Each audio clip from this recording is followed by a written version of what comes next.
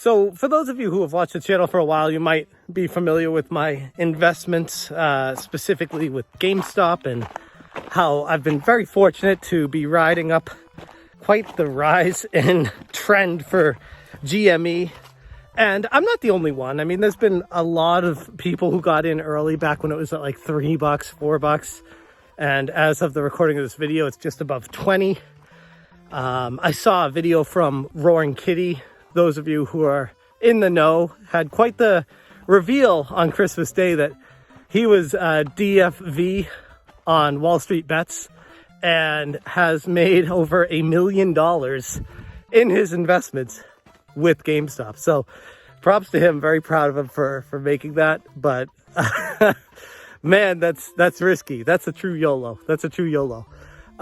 Anyways, I'm just out for a jog right now and just wanted to do a quick video recap of the year, where I'm at, what's going on with the channel, and also something I realized that with YouTube, the challenges that I've faced with it, the frustrations I've had, and how I've seen other people be successful while I also have done well, but not well as I would have thought I would.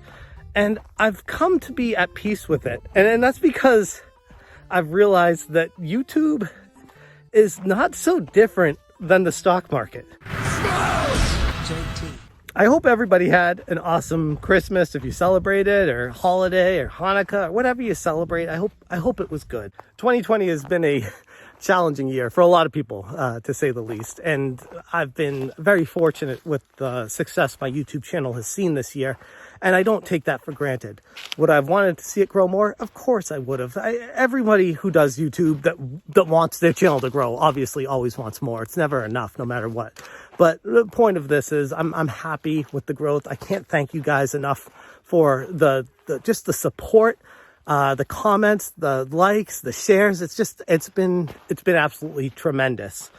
With that being said, my YouTube channel has not nearly grown what I had expected or hoped, even though I feel like personally I'm able to keep up with the big guys, cover the topics before they do, and even in certain situations cover them better than they do. Not always, but I hold my own, while I also have a family and a full-time job and life outside of YouTube. I wish I could stream more. I wish I could cover more topics. I don't have the time because it's not financially viable for my personal success. What has been financially viable is getting into the stock market and investing specifically in GameStop. I made a video, what was it, like 9 months ago now? Maybe even longer? I don't even know. Something like 8, 9 months ago. Talking about why I'm investing in GameStop in 2020. It was before the pandemic officially started. It was like in February, February of 2020, when it was before like everything shut down, before they had all the acknowledgments from the CDC and everyone else saying, oh my God, this is actually really bad. You know, we're shutting down everything. And my take on GameStop was completely irrelevant compared to what actually transpired, because you can't predict the future. In that video, I was looking at like the stores and how they were renovating them. And I'm like, oh, okay, I could totally see them having these stores be like a gaming hub, an internet cafe, like things like that. When in reality, they've done the complete opposite and been even more successful going that way. So I can't take credit for being right. I just, you throw the dart at the board and you hope for the best. And my thesis on GameStop really didn't change. It was just like, okay, the main catalyst behind this company is that they have new generation of consoles coming out. And currently, at that time, they had the Nintendo Switch, which was selling like hotcakes, and that would be able to get them through all the challenging turbulence that they had until the next generation consoles, the PlayStation 5 and the Xbox Series X and S released. And at that time, we didn't even know what they were even going to be or what they looked like, but we knew they were coming. And because GameStop was able to weather the storm of the pandemic, of store closures, and then shift the dynamic of what their company goals are ultimately, which is shifting to a more online presence, thanks to founder of Chewy, Ryan Cohen, taking a initially just under 10% stake in GameStop, and then recently upping it to, I believe, over 13% stake in GameStop, and become a true, I guess you could say, activist investor in the company, and has pushed the share price beyond what it would have been without him. So these are things you can't predict when you're investing in something. Like, initially I thought GameStop was going to do well because of the next console, and just, it's just natural for that to happen. But the concern is that it's a dying business model. Brick and mortar stores going the way of the dodo when it comes to gaming, which is in a way true. And Ryan Cohen saw this. GameStop themselves even admitted to seeing this and wanting to shift their dynamic to more online stores, or more online sales, I should say. And with that, they've started to change the perception of the public. Now, a lot of people still say, oh, GameStop, that's a dead in the water company. They're going the way of Blockbuster. They're dinosaur. They change too slowly, and they're going to go bankrupt. But they're not. That's the thing. Like, people have this weird rationale where they think that GameStop is just not doing anything. I even saw Jim Cramer compare it to Blockbuster. Jim Cramer, this guy is like a world-renowned like stock investor guy that should know like everything about every company. But he's just throwing darts too. When it comes down to it, if you don't do the due diligence, if you don't deep dive on these companies, if you don't realize what's actually transpiring, then what you have to say about it is completely meaningless. I've watched CNBC. I've watched these professionals try to analyze GameStop. I've seen podcasts of people just trashing on it, saying, "Oh, that's not a long-term investment. That's stupid." And it's funny. I mean, every company would be that perception if they're on the lower end of their overall share price value historically. It's easy to take the stance of, oh, they failed for such a long time, they're just going to keep failing. It's just natural. They're forgetting the obvious, oh, wait, they've realized that they're failing, and they're changing the perception of what they were into something that will work for the longevity of the company, which is what they're doing. And that's what's exciting about GameStop. And I mentioned at the intro of this video, Roaring Kitty, a dude I stumbled upon because I invested in GameStop early, and I saw him at the beginning when he was doing streams. He'd have like 12 people in his streams, 14 people. And I was in there and I was listening to him, and I'm like, this guy, he gets it. He sees the passion behind the thesis of GameStop. He sees they bring Reggie Fils-Aimé on board. They got Ryan Cohen as an activist investor. They got Michael Burry, the guy from The Big Short, investing in GameStop. They have all these big names connected to it. And it's like, these people throwing millions of dollars at this company. Do you think that they don't think it's going to be successful? That it's not going to be able to be turned around? It's funny to me when people take the approach that there's nothing this company can do and it's just going to fail. But the funny thing with stocks is when you invest in them, especially when it's like verge of bankruptcy, back when the pandemic started and everything, their backs were against the wall, everything was just not working out for them. And it was so easy to laugh at the idea of investing in GameStop. That's the perfect time to take a serious look at the company and say, are they going to change what they've been doing historically to something that could potentially work for the long term? And back then I looked at GameStop and I saw that they were trying everything to change the story.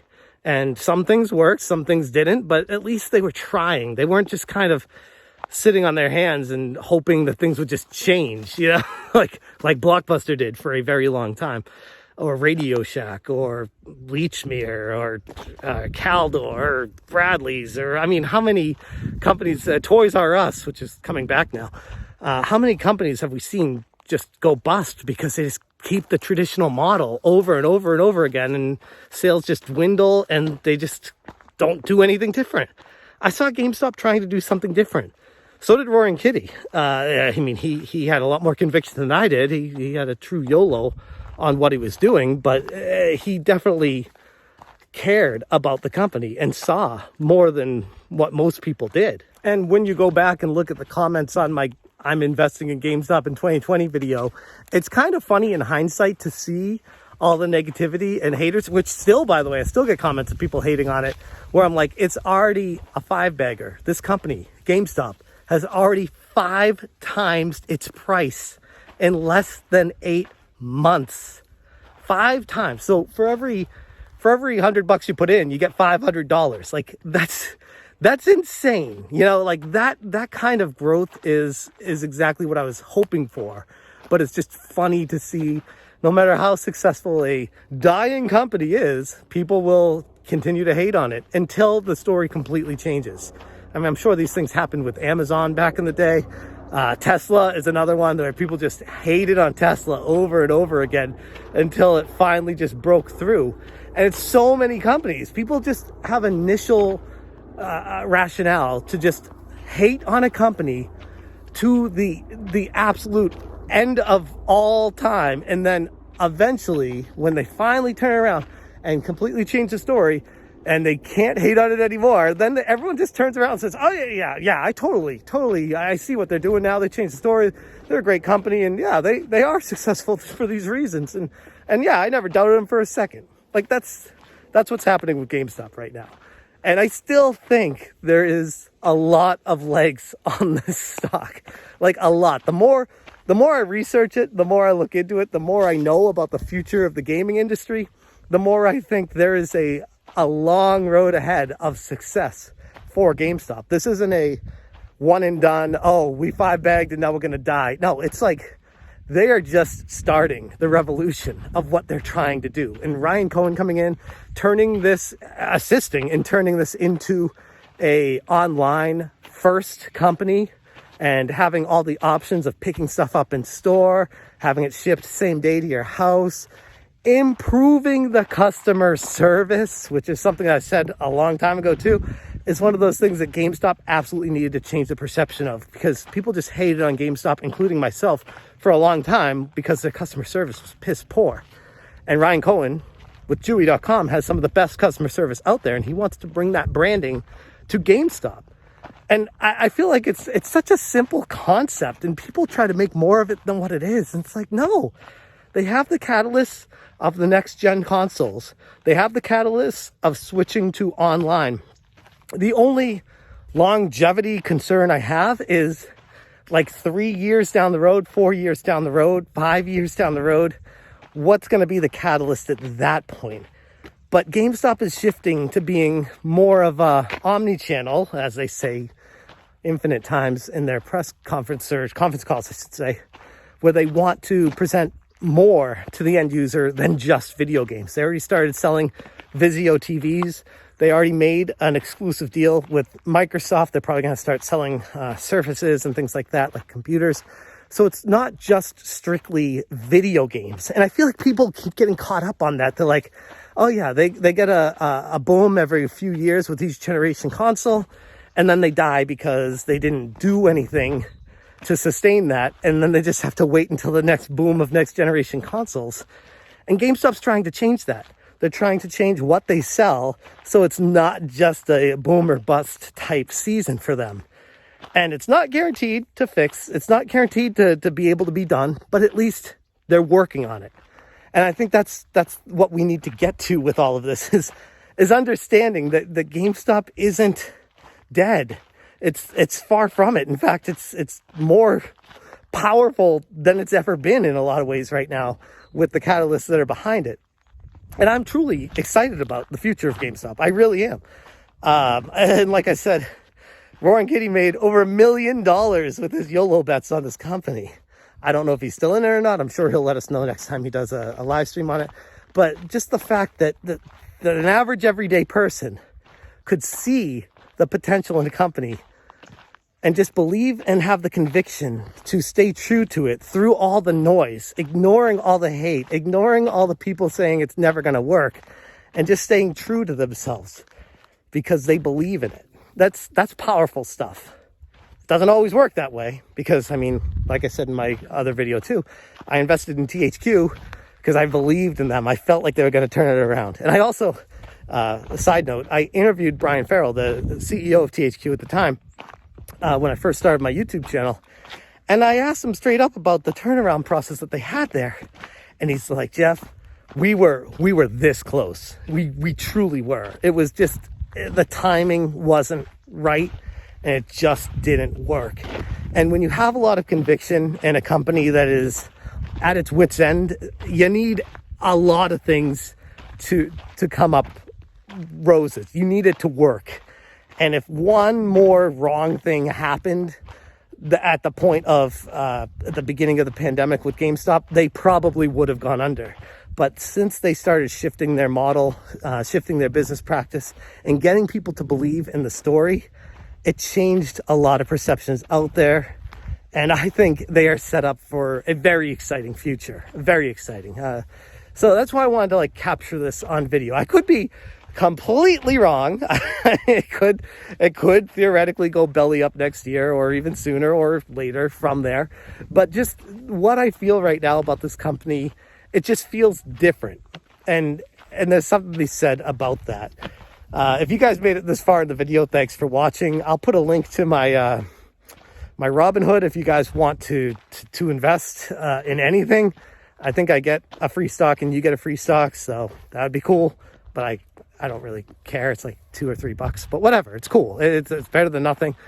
So I'll throw it in there. But yeah, I think more what I wanted to get at with this is just believe in what you want to believe in and take into account what other people have to say about things and weigh that.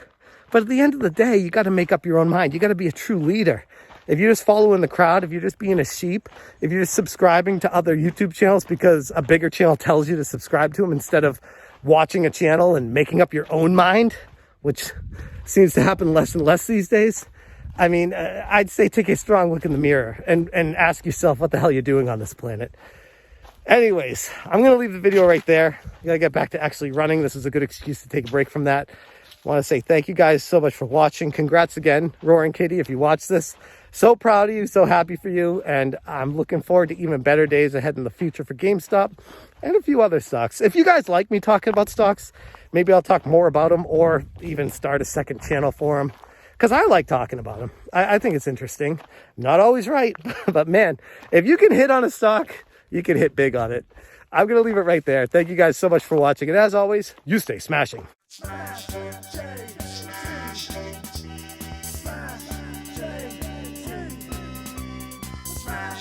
J.